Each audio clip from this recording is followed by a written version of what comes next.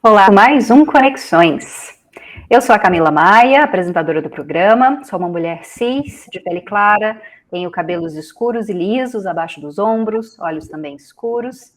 Estou sentada aqui na redação da TV UFG e visto uma roupa preta.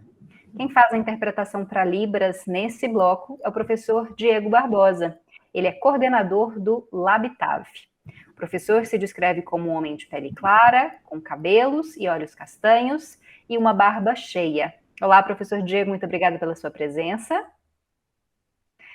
Bom, lembrando a vocês que nós ainda estamos nesse formato remoto e por isso cada um dos participantes do programa aparece em uma pequena janelinha, né? Eu, o intérprete e os entrevistados. Então é assim que quem é vidente pode nos conferir, né, na tela em diferentes plataformas. Na TV UFG, no canal 15.1 do Sinal Aberto, no 21 da NET Goiânia, também no site e no aplicativo da TV UFG e nas redes sociais.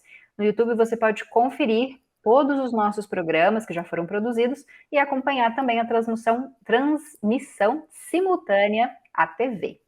Bom, e o nosso assunto de hoje tem muito a ver com esse mês de março, né? Um mês dedicado a debater a questão das mulheres. O Estado está analisando um projeto de lei que vai garantir o pagamento de salários iguais para homens e mulheres que exercerem a mesma função. Essa proposta prevê uma multa de 10 vezes o valor do salário pago pela empresa em caso de descumprimento da igualdade salarial. Isso pode ser elevado em até 100% se houver reincidência. Além disso, também pode ser paga uma indenização por danos morais à empregada. Pensando nisso e também na desigualdade salarial que a gente vive hoje no nosso país, né, em que as mulheres podem receber menos de 80% do valor, por exemplo, que um homem recebe, os dois fazendo a mesma função numa empresa, a gente decidiu discutir um pouco sobre igualdade de gênero, equidade de gênero, e para isso a gente recebe duas convidadas que vão tentar nos ajudar nessa discussão. A primeira delas é a Yara dos Santos, advogada e pesquisadora aqui da Universidade Federal de Goiás. Olá, Yara, muito obrigada pela sua presença.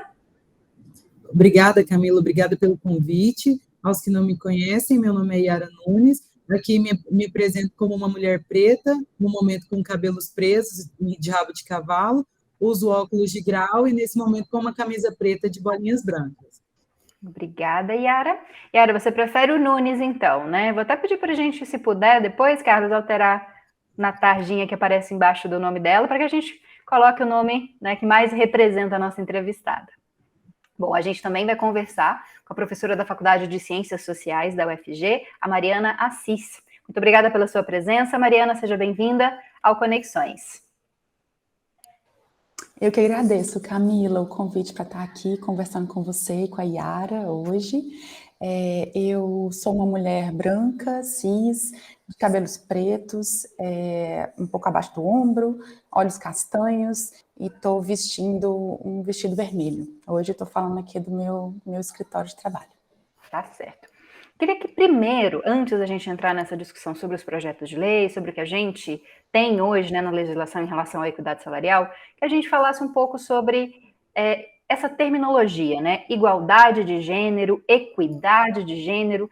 Existem diferenças quando a gente fala de igualdade ou equidade? O que que isso significa, né, em termos práticos aí para quem nos escuta e muitas vezes não entende muito bem, né, o que isso pode representar no meio social, nas empresas, ou mesmo na vida cotidiana, né? Queria que a gente falasse um pouco sobre isso. Vou começar com a Yara e depois passo para a Mariana.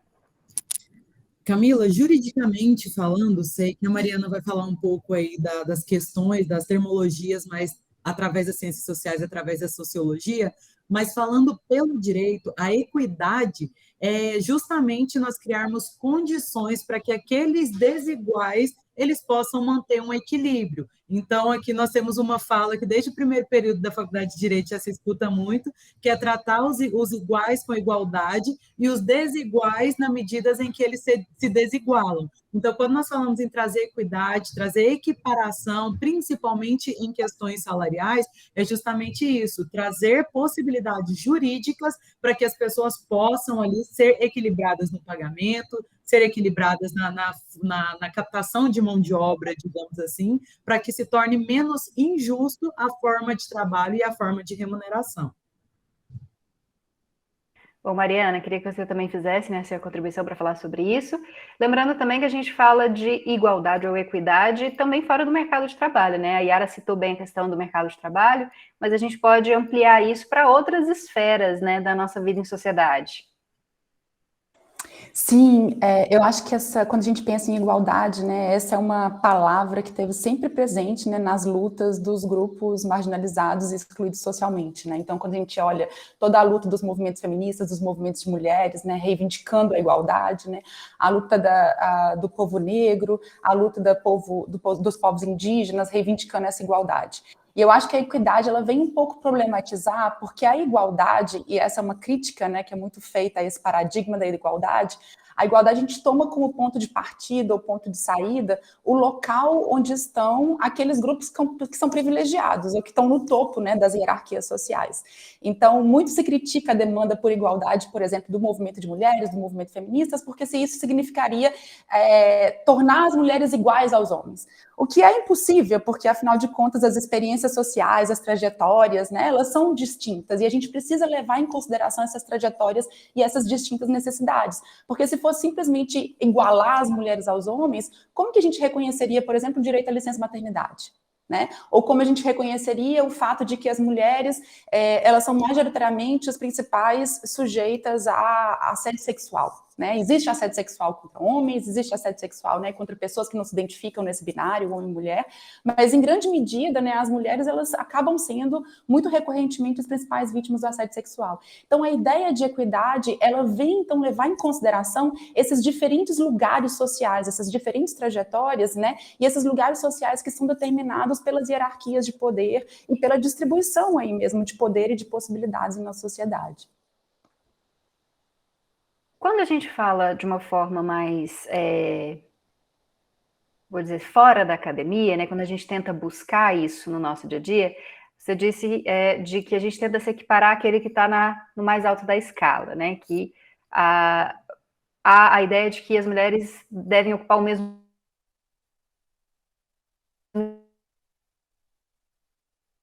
espaço de gêneros. A gente também está passando em alguma medida pela questão do feminismo, que há uma discussão ainda, né, de que o feminismo seria, para muitas pessoas que não compreendem bem, né, o conceito, o contrário do machismo. Queria que você falasse um pouquinho disso também, Mariana, depois passa a palavra para a Yara. Quando a gente está nessa busca, né, do movimento, aqui a gente falando da questão das mulheres, né, do movimento feminista, de igualdade de direitos, né, ou de tratar de forma diferente aqueles que são diferentes, né, tentando fazer com que haja uma justiça social, a gente também está falando de feminismo em alguma medida, né?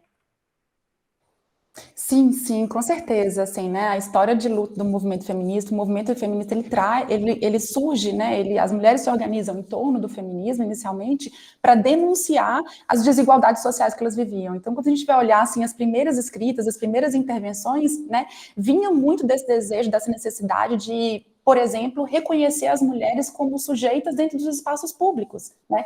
Reconhecer as mulheres como sujeitas políticas, reconhecer a possibilidade das mulheres entrarem no mercado de trabalho, reivindicar o direito das mulheres à educação, ao voto, né? Então, todos esses direitos dos quais as mulheres eram excluídas, simplesmente pelo fato de ser mulheres.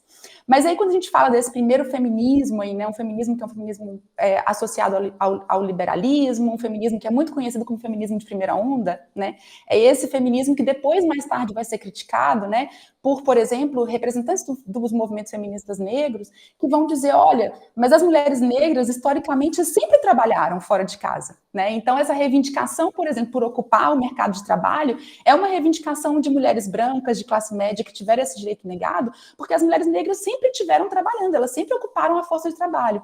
Então, a reivindicação delas é diferente, porque a reivindicação delas é por igualdade no mercado de trabalho, é por possibilidade de ocupar posições de poder, de de liderança, né? É pelo combate ao racismo no mercado de trabalho. Então, é um conjunto de reivindicações distintas que vai reconhecer o lugar social das mulheres negras, né? Da mesma forma, se a gente for olhar, então, para as mulheres indígenas. Então, eu acho que reconhecer essa diversidade, ou seja, o feminismo, eu identifico o feminismo como um movimento, né, por igualdade, por justiça, né, e que tem, então, no seu centro a denúncia da desigualdade de gênero, mas sem perder de vista que essa desigualdade de gênero, ela se manifesta de formas distintas, dependendo do grupo de mulheres do qual a gente está falando, né, do grupo de pessoas que se identificam como as mulheres dos qual a gente está falando, porque a gente também não pode esquecer, por exemplo, das mulheres trans, né, as mulheres trans são um outro grupo também que tem que ser abarcado pelo feminismo, né, que é e que reivindicam do transfeminismo, e que são mulheres que vão ter uma trajetória muito distinta e uma série de demandas distintas. Então, sem dúvida, né, o feminismo está aí presente. Eu acho que o feminismo é um movimento por demanda de justiça social que tem a desigualdade de gênero como seu principal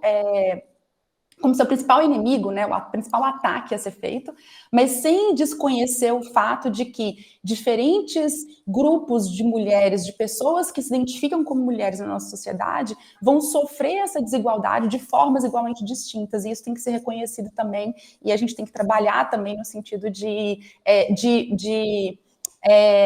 superar as desigualdades internas dentro do próprio feminismo. Yara, queria também sua contribuição, né, para falar um pouco também sobre essa questão da luta por igualdade, né, de gêneros, né, contra essas desigualdades que muitas vezes vão colocar a própria vida das mulheres, né, em risco, a própria existência das mulheres em risco. Sim, essa fala da professora Mariana, ela não me deixa não relembrar a origem ali do Dia da Mulher, que hoje se tornou um dia tão especial para ganhar flores, ganhar chocolates, ganhar postagens em redes sociais, mas foram graças às lutas dessas mulheres que hoje muitos direitos trabalhistas, não só trabalhistas, falo em trabalhistas aqui por ser basicamente a minha área de atuação, mas muitos dos direitos que as mulheres têm hoje foram graças às lutas dessas mulheres que se iniciou não somente no dia 8 de março, mas há muito tempo atrás.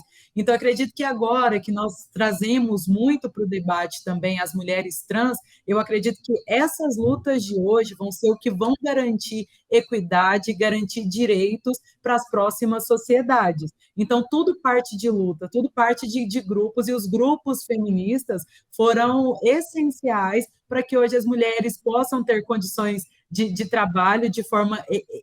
Eu não vou falar que já está equânime, porque não está, mas a lei hoje ao menos garante ali, nem que seja no papel, que as mulheres devem receber os mesmos salários dos homens, que as mulheres têm direito a uma licença maternidade. Há pouco tempo atrás, na CLT, garantia-se que a mulher que vai fazer algum tipo de hora extra, seja 1 ou 2 horas extras, elas teriam um intervalo obrigatório de 15 minutos entre a hora normal de trabalho e a hora extra. Muitas empresas nunca respeitaram isso, tanto é que acabou sendo revogado em tantas reformas trabalhistas que tiveram. Mas tudo isso entende, não vou dizer fragilidade, porque não é fragilidade, mulher não é isso, vou chamar de peculiaridade, porque mulheres têm algumas peculiaridades, mulheres têm períodos menstruais que deixam o corpo dela um tanto quanto mais frágeis, mulheres engravidam, então o que acaba deixando o corpo da mulher ou trazendo algum tipo de peculiaridade para as mulheres que os homens não têm. Então, muitas das leis vêm justamente para poder trazer, mais uma vez, essa equidade, esse equilíbrio,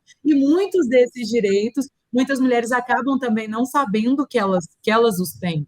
Então, ter momentos de debate, ter grupos aí para serem as vozes das mulheres, grupos feministas, espaços para que mulheres possam conversar entre mulheres, é essencial.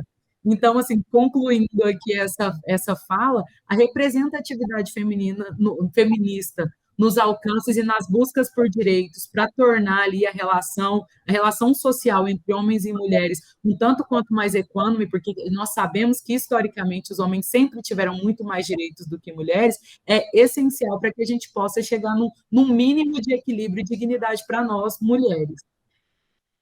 Yara, e falando sobre isso que a gente comentou no início do programa, na verdade que eu falei, né, sobre esse projeto de lei, queria que você falasse sobre o que a CLT prevê hoje em dia em relação a isso, né, a igualdade de direitos entre homens e mulheres, e sobre esse novo projeto de lei, não é o único, né, existem outros projetos de lei também já tramitando que tratam sobre, né, mais equidade salarial e de direitos dentro do ambiente de trabalho. Se puder dar uma geral para a gente sobre isso, para que a gente possa entender um pouco como é que a política tem visto nessa questão.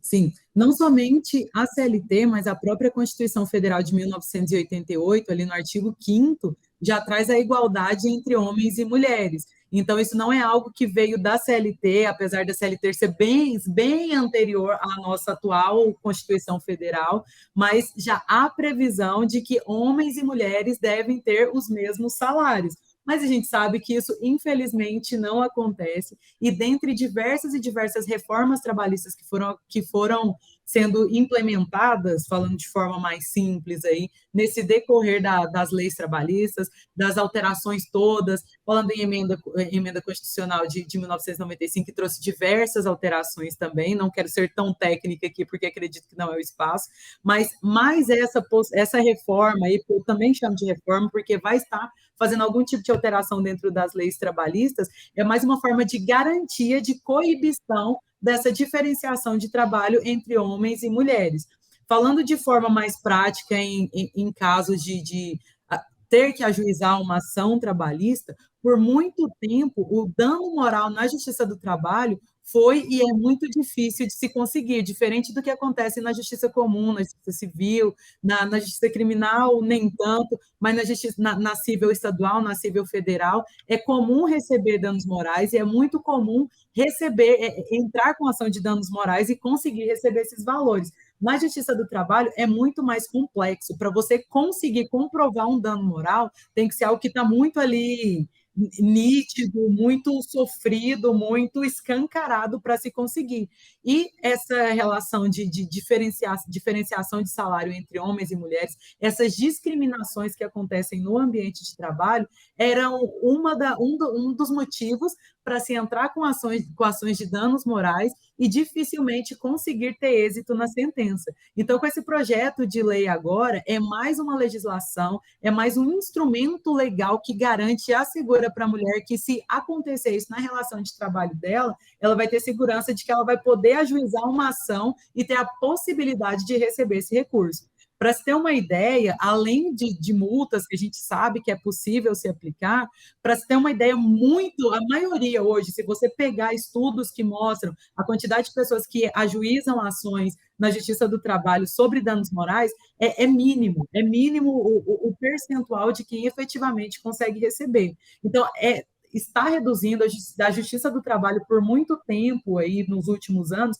veio sendo enfraquecida com essas reformas, com a redução de recursos para a Justiça do Trabalho também, e o número de ações só vieram diminuindo. Então, muitas pessoas começaram a normalizar e naturalizar ambientes de desigualdade, ambientes de discriminação no trabalho, porque não tinha outra opção. Não tinha ali uma segurança de que se ajuizaria uma ação e conseguiria ganhar, e também não tinha segurança que, se ajuizasse essa ação, ia conseguir arrumar outro trabalho lá na frente que não tivesse o mesmo problema. Então, esse projeto de lei, ele é inovador, sim, ele é muito importante nesse momento agora, porque vai ser mais um instrumento possível para poder equilibrar ali, nem que seja um pouco, essa relação de trabalho, ou garantir mais segurança e certeza de que a relação de trabalho, o ambiente de trabalho para a mulher vai ser um tanto quanto mais equânime em relação aos homens. Eu vou passar uma questão para a Mariana sobre esse assunto também, mas vou passar no próximo bloco para que a gente dê um tempinho para respirar, tomar uma água. A gente sabe que essa discussão ela é importante, mas às vezes, né, muito técnica. A gente tem que respirar um pouquinho, pensar já no que a Mariana e a Nayara disseram para a gente. No próximo bloco a gente continua, então espero que você continue com a gente. E, claro, peço para que você acompanhe a TV UFG nas redes sociais. E lá você fica sabendo todo o nosso conteúdo, quais vão ser as discussões, pode enviar sugestões de pauta também, elogios, críticas. Está aparecendo aqui embaixo, ó, YouTube, Facebook, Twitter, Instagram, você procura por TV UFG, nos encontra lá. Pode seguir, curtir o nosso conteúdo, compartilhar, a gente está aberto para receber você aqui na TV UFG. Além disso, dá para mandar uma mensagem para a gente pelo WhatsApp. Nosso número é 629-9181-1406. 629-9181-1406, aqui embaixo também, se você quiser tirar uma foto. Espero que você mande a sua mensagem e nos ajude a construir o nosso jornalismo. Fica aí, daqui a pouquinho a gente volta.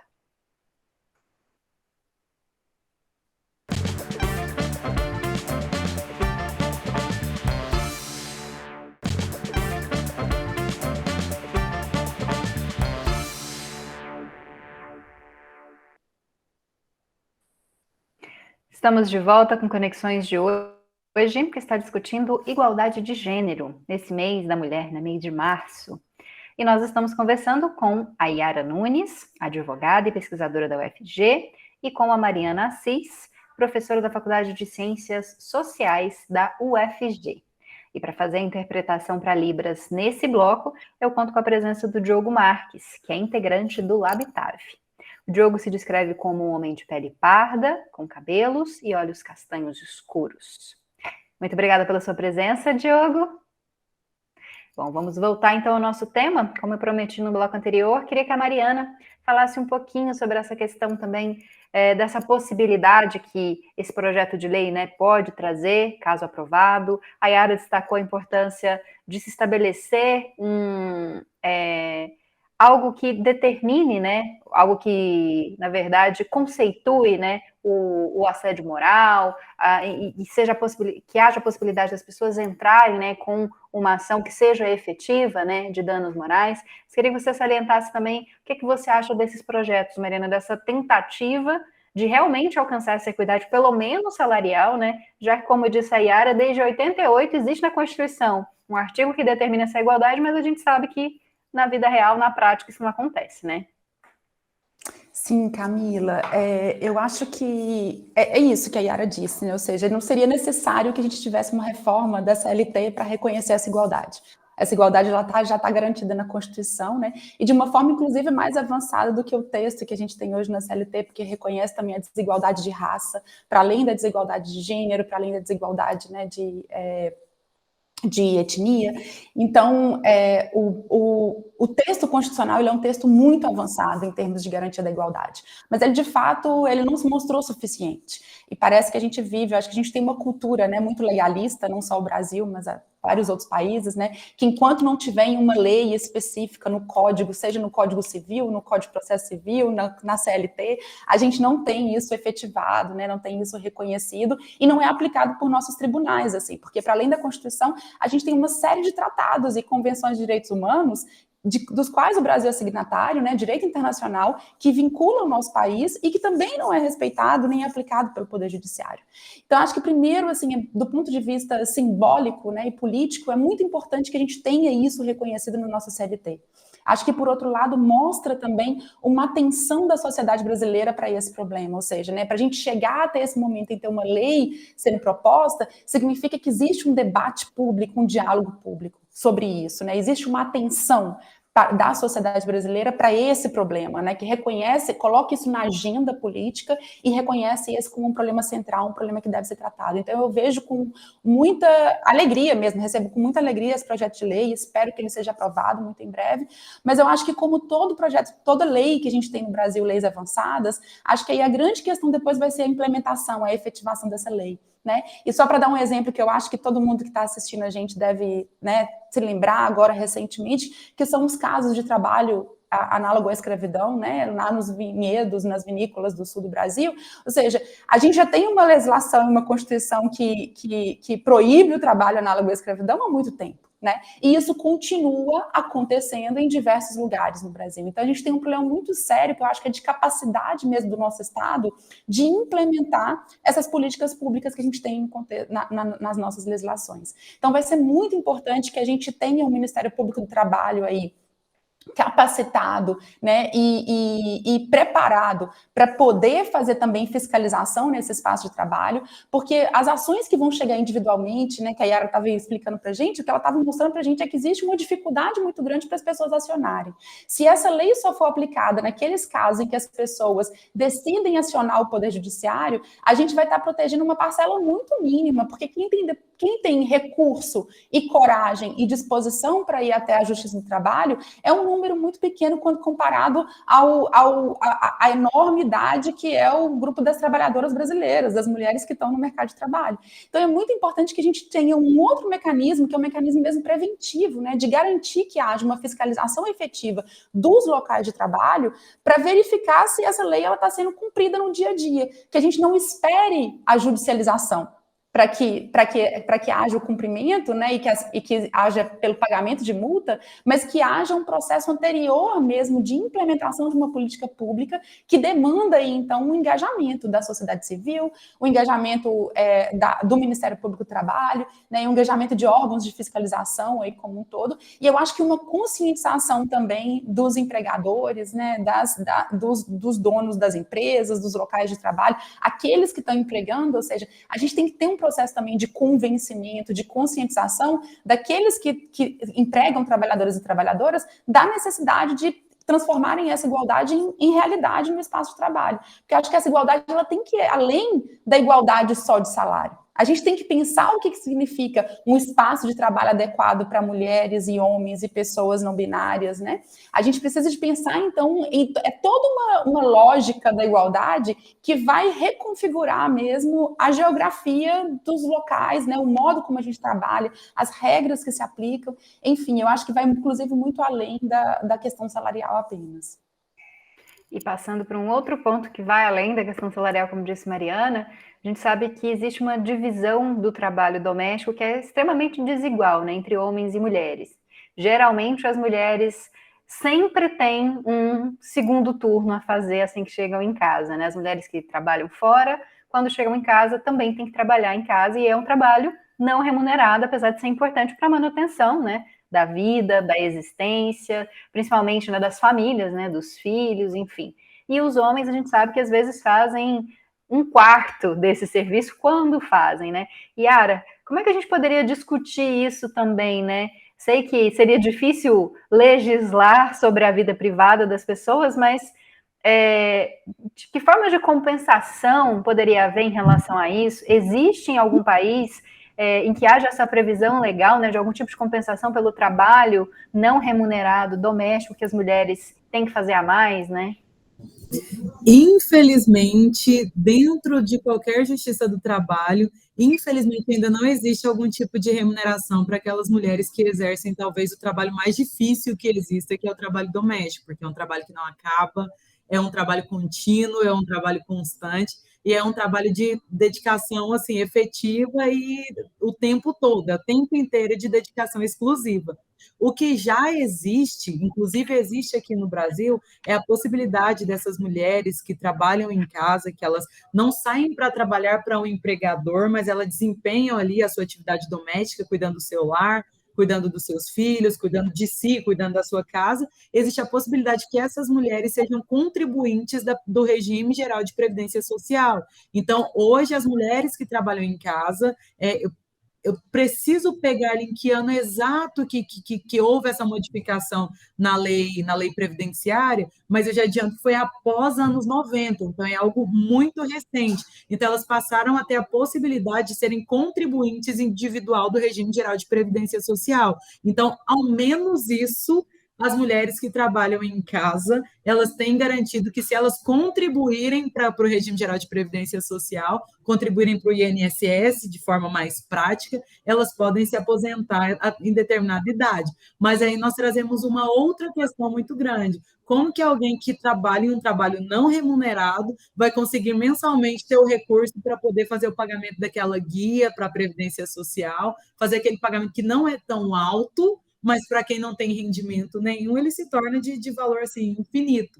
Porque hoje quem contribui para receber um salário mínimo de previdência social, tem como contribuinte individual, tem que desembolsar quase R$300 por mês. E de onde essa mulher que não tem um salário fixo vai conseguir tirar esse recurso?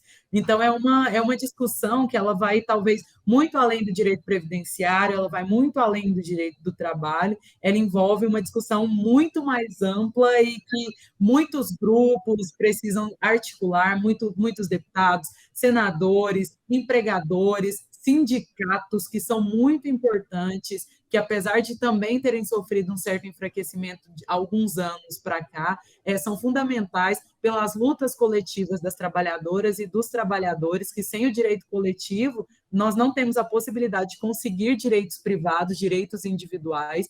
Então, é uma discussão que é muito ampla e vai muito, muito além, talvez, somente do direito do trabalho, do direito tributário. Ele vai, de verdade, tem que ser uma discussão que envolve a sociologia, que envolve o direito, que envolve a administração pública, que envolve ali todos os entes que, de alguma forma, podem contribuir para essa discussão. Mas é uma discussão muito boa. Eu acho que a gente podia ter até um programa somente para discutir sobre o trabalho doméstico, porque o trabalho doméstico ele passa pela sociologia, ele passa pela antropologia, ele passa pelo direito. É uma discussão realmente muito grande que envolve muita pesquisa de muitas naturezas. Só para fazer uma contribuição pessoal aqui, minha mãe conseguiu aposentadoria, apesar de ter sido dona de casa a maior parte da vida, quando começou a contribuir para o INSS, né? Juntou ao período em que ela trabalhou, antes do nascimento dos filhos, mas conseguiu se aposentar, hoje é aposentada, porque conseguiu fazer essa contribuição, né? E sem isso, muito provavelmente, ela não teria renda, né? Após os 60 anos de idade. Então, realmente um avanço, né? Mas que precisam haver mais avanços, né, Mariana? Eu queria que você discutisse essa questão do trabalho doméstico não remunerado também a partir da sociologia, né? Como que a gente pode pensar isso, né? Já que é esse trabalho que vai garantir a existência, né, das famílias, a reprodução da vida humana, sem um trabalho doméstico que cuide das crianças, que cuide dos doentes, que cuide dos acamados, a nossa vida não seria como ela é hoje, né? Sim, Camila, com certeza. E eu acho que é muito importante isso, né? A gente colocar nesses termos de trabalho reprodutivo. E que trabalho reprodutivo é sobre reprodução social, reprodução da vida, ou seja, reprodução de toda a sociedade, né? Esse trabalho reprodutivo, que é o trabalho de cuidado, né? Cuidar dos doentes, fazer a comida, cuidar da casa, lavar a roupa, o trabalho afetivo, que a gente muitas vezes negligencia, né? Mas existe um trabalho afetivo substantivo, né, necessário à educação para que as pessoas elas cresçam saudáveis, né, com saúde mental, com disposição, né, o trabalho afetivo que a gente faz em relação às pessoas adoecidas e o trabalho afetivo que a gente faz em relação a quem está bem também ao nosso redor, né. Então tudo isso é trabalho. E o grande problema é que a gente tem essa divisão, que é uma divisão ainda hoje prevalecente na economia, que é entre o trabalho produtivo e o trabalho reprodutivo, como se o trabalho reprodutivo ele não fosse necessário e fundamental para que o trabalho produtivo aconteça. Ou seja, a gente só tem pessoas no mercado de trabalho, trabalhando nas fábricas, motoristas de ônibus, taxistas, as pessoas estão dirigindo Uber, a gente que está aqui, né, trabalhando aqui, eu professora, vocês no estúdio, a Yara no escritório de advocacia, só é possível que a gente esteja aqui da forma que a gente está, porque tem alguém fazendo esse trabalho reprodutivo. Seja nós mesmas, ou sejam outras pessoas que estão fazendo pela gente, que estão lavando nossas roupas, estão preparando nossa comida, estão garantindo que a gente está dormindo bem, que a gente não está ficando doente. E aí tem um movimento, né, uma demanda feminista que vem lá dos anos 70, né? Uma das figuras centrais nesse movimento foi a Silvia Federici, que é muito conhecida no Brasil, a filósofa feminista Silvia Federici, mas também a Maria Rosa Della Costa, a Selma James, que reivindicavam salários pelo trabalho doméstico. Era Wages for Housewife. E essa foi uma grande campanha internacional, lá dos anos 70, que continua sendo uma reivindicação até hoje. Acho que essa é uma reivindicação muito importante, assim, né? Que seja reconhecido como trabalho e que seja pago o salário para as pessoas que estão fazendo esse trabalho, né? Acho que um segundo ponto é a gente começar a reconhecer esse trabalho reprodutivo no PIB. Essa é uma grande demanda das economistas feministas, ou seja, que esse trabalho de cuidado, que esse trabalho reprodutivo, ele seja contado como trabalho econômico, que ele faça parte da contagem de como a gente conta o nosso PIB, o Produto Interno Bruto, que a gente produz no país, porque isso também gera riqueza, ou seja, né, se não é sem esse trabalho, a gente não tem população que está produzindo riqueza, que está produzindo trabalho reprodutivo. Então, acho que esse é um outro ponto. E, para mim, eu acho que um terceiro ponto que a gente precisa avançar muito no Brasil é que o trabalho reprodutivo no Brasil, ele continua sendo privatizado. Ou seja, ele é privatizado no interior das famílias. Ele acontece dentro das famílias. E no Brasil, porque a gente vem uma história de uma sociedade extremamente racista e da escravidão. E aí, quando a gente vai olhar quem está fazendo esse trabalho do cuidado, são, em sua grande maioria, as mulheres negras, as mulheres racializadas, que estão fazendo esse trabalho e muito mal pagas, né? A gente vai olhar a história do trabalho doméstico, o reconhecimento do trabalho doméstico e reconhecimento de direitos, foi só daqui agora, dos 2015, se eu não estou enganada. 2015, a Lei Complementar 150. Não é, Yara? Que se passou e que se reconheceu às domésticas os mesmos direitos que os outros trabalhadores tinham. Até então, as domésticas estavam excluídas da proteção trabalhista que os outros trabalhadores têm. E quando a gente vai olhar os salários para todos esses trabalhos que são associados ao cuidado, são os salários mais baixos, né? O salário das enfermeiras em comparação com o salário dos médicos, o salário das trabalhadoras domésticas, né, em relação a todo outro tipo de trabalho de cuidados. A gente vai ver os garis, que também é um trabalho de cuidado, quem está coletando nosso lixo, quem está fazendo a coleta, a limpeza das ruas, né, são salários baixíssimos. Então, acho que a gente precisa também inverter o reconhecimento, né, social que a gente dá para esse trabalho. Né? A gente precisa inverter essa lógica, né? Que esse trabalho tem que ser mais reconhecido, que a gente tem que ter maiores salários para esse trabalho e que ele tenha que ser também socializado e coletivizado. Ou seja, em outras partes do mundo, as pessoas são responsáveis pelo próprio cuidado da casa. Porque contratar alguém para cuidar da sua casa, para limpar a sua casa, é caríssimo, porque esse trabalho é reconhecido como um trabalho essencial, né? E, por outro lado, a gente tem instituições e estruturas sociais que permitem que a gente faça esse trabalho de forma coletivizada. Eu fiz o meu doutorado nos Estados Unidos, e lá eu não tinha uma máquina de lavar roupa em casa, porque era muito caro ter uma máquina de lavar roupa e de secar roupa em casa. Havia lavanderias, né, no bairro em que você leva a sua roupa e você vai lá e lava a roupa e seca a roupa numa lavanderia e volta para casa, né? A gente pode pensar em cozinhas coletivas, em restaurantes coletivos, né? Em formas, então, ampliar o número de creches, né, e espaços, ou seja, ter também espaços para crianças nas creches desde a idade mais, né, desde que, né, completou ali uma idade mínima, já pode ir para a creche, já pode socializar o cuidado com essa criança.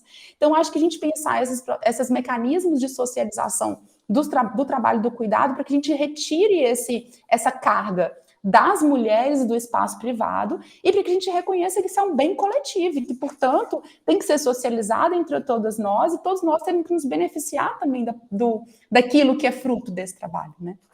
Certo. Para a gente finalizar, já que nosso tempo, né, está acabando, a gente poderia falar sobre tantas questões, né, poderia debater tantos assuntos a partir desse conceito, né, da igualdade de gênero, mas queria finalizar falando da questão da política, né?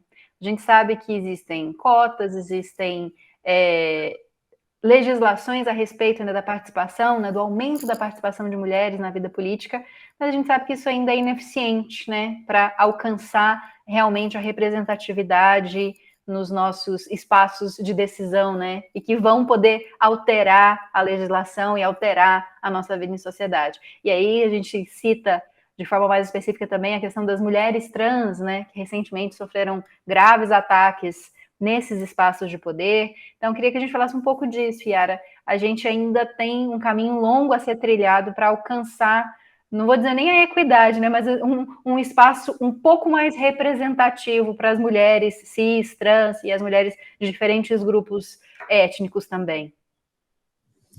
Acho que nós já andamos muito aqui nessas últimas eleições, porque é um número reduzido, mas existem 2 mulheres trans hoje na Câmara dos Deputados em Brasília.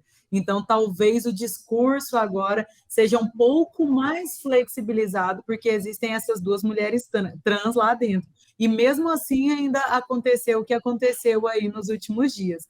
Existe um movimento muito, muito bacana a nível nacional, que é o Por Mais Mulheres nas Urnas, que vem buscando espaço, vem abrindo o diálogo e o discurso para que não fique somente naquela cota de 30% de partidos, de 30% de mulheres candidatas, mas que exista uma cota efetiva, talvez uma paridade ali dentro da Câmara dos Vereadores, da Assembleia, da Câmara dos Deputados, enfim, de todas as esferas, federal, estadual e municipal, que garanta, no mínimo, a equiparação de 50% a 50% ali, que exista o mesmo número de homens para o mesmo número de mulheres, discutindo as leis, discutindo o que vai vigorar aqui no país, porque não tem como um homem que não sente na pele o que uma mulher sente poder discutir direitos para elas. Assim como nós temos que pensar também na interseccionalidade. Não é somente ter mulheres ali ocupando determinados espaços, é ter mulheres pretas ocupando os espaços, é ter mulheres trans ocupando os espaços. Então, vai muito além somente de ter mulheres ali. Precisa de ter mulheres, mas mulheres que se representam também. Então, mulheres que diferentes entre si, para que a gente possa ter, sim, um espaço para discutir interseccionalidade, não somente no trabalho, mas em todas as relações humanas e em relações sociais. Mariana, queria também sua fala sobre isso. Sim, acho que para complementar um pouco e talvez pensar em quais são os espaços e quais são os lugares e quais são as medidas que a gente precisa para alterar também esse estado de coisas, né? É que a gente vê quando as mulheres, né, e outros grupos, né, quando a gente vê também as pessoas negras, a baixíssima representatividade de pessoas negras dentro do parlamento brasileiro, né? É uma verdadeira corrida de obstáculos, né? É uma verdadeira corrida de obstáculos. Há poucos anos eu participei de uma pesquisa em que a gente entrevistava candidatas e mulheres eleitas, né, às assembleias legislativas estaduais e à Câmara, e elas narravam, né, essa grande corrida de obstáculos, porque o primeiro momento é o momento de entrar para o partido, decidir que você quer entrar na política. E aí é uma série de obstáculos que você tem que superar, assim, né? Aquela história em que você escuta desde que você é criança, de que política não é lugar de mulher, de que mulher não tá, né, não nasce para fazer política, mulher é muito macia, mulher é muito gentil, é muito delicada, que política é coisa, né, de pessoas racionais, que a mulher é muito emotiva,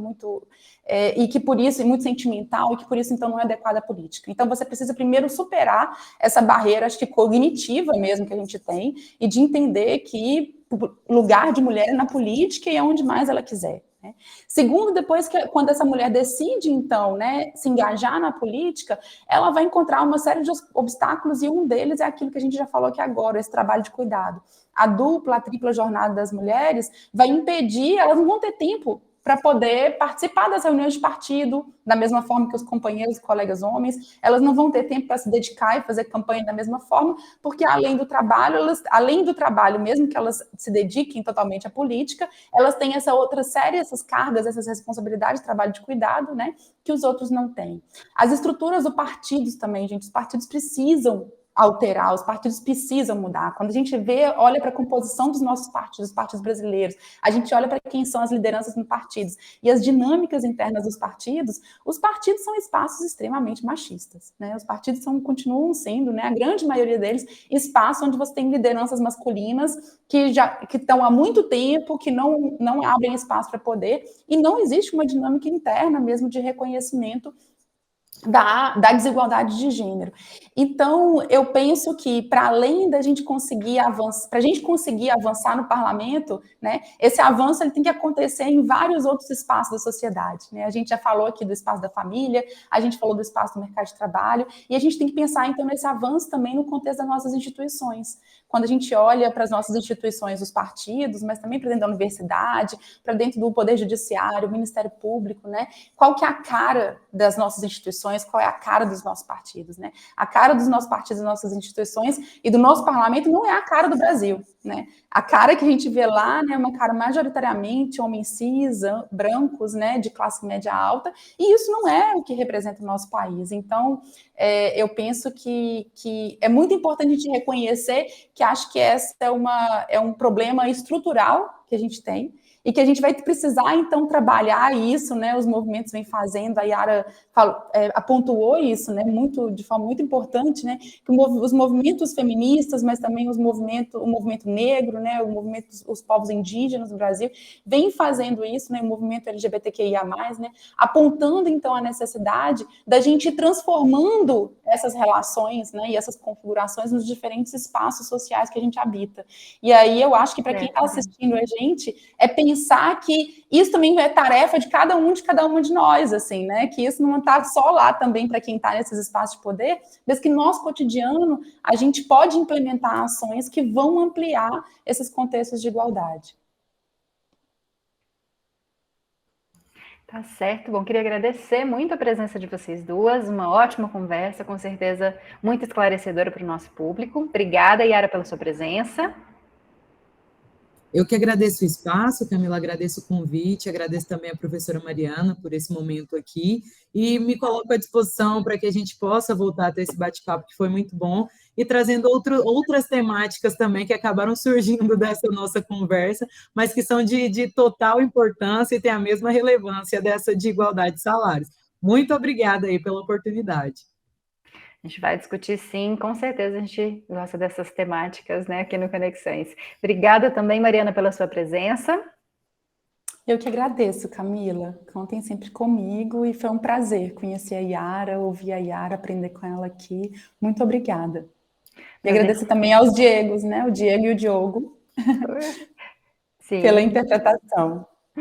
Bom, novamente agradeço as duas e peço para você que está nos acompanhando continuar com a gente. Conexões volta rapidinho para te dar dicas sobre cultura.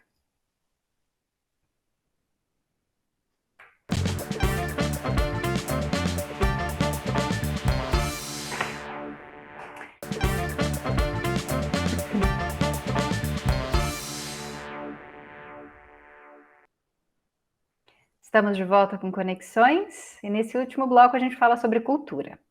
No dia 30 de março, o Sesc Centro recebe o lançamento do livro A Menina e a Amarelinha Mais Famosa do Mundo. Essa obra infantil foi escrita pela menina Elis e pelo pai dela, o professor Flávio Sofiati, durante a pandemia de Covid-19. A história é inspirada na infância da autora e foi produzida em um dos exercícios que eram conduzidos na Escolinha do Papai, que tentava compensar a ausência da educação formal durante o período de distanciamento social. O evento começa às 7 horas da noite, na biblioteca do Sesc Centro, que fica na Rua 15, esquina com a Rua 19, no centro de Goiânia. E a Vila Cultural Cora Coralina cedia a exposição individual Bens a Mim, do artista plástico goiano Diogo Miranda. As esculturas e pinturas fazem parte de uma pesquisa que foi realizada por ele em 2005, durante o tempo em que ele estudava na Escola de Artes de Chicago, nos Estados Unidos. As obras têm como referências materiais do pintor Kandinsky e do escritor Walter Benjamin, por isso o trocadilho aí com o nome da exposição. A visitação pode ser feita até o dia 19, a sexta-feira, das 9 horas da manhã às 5 horas da tarde, no Salão Sebastião Barbosa. A entrada é gratuita e a Vila Cultural Cora Coralina também fica no centro, atrás do Teatro Goiânia. Para finalizar, uma dica que começa hoje. A partir de hoje, o Cinecultura traz a estreia do longa-metragem Raquel 11, dirigido por Mariana Bastos. Esse que é o único filme brasileiro no Festival SXSW 2022, que é o grande festival da diversidade cultural, que ocorre todos os anos em Austin, no Texas, Estados Unidos.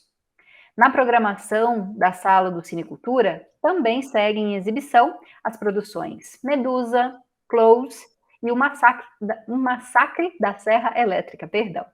Além disso, tem um curta goiano, viu? Procura-se Marina, de Yolanda Margarida, que é projetado dentro do Curta Goiás. O Cinecultura fica no Centro Cultural Marieta Teles Machado, na Praça Cívica, e funciona inclusive aos finais de semana. O ingresso custa R$10 a inteira e R$5 a meia. Ele deve ser adquirido na bilheteria da unidade apenas com dinheiro. Então, lembre de sacar antes de ir para o Cinecultura. E é com essas dicas que eu me despeço de você. Te convido a assistir a nossa programação da TV UFG e continuar acompanhando Conexões na próxima quinta-feira, 4h30 da tarde, ou no domingo, às 7 horas da manhã. Até lá!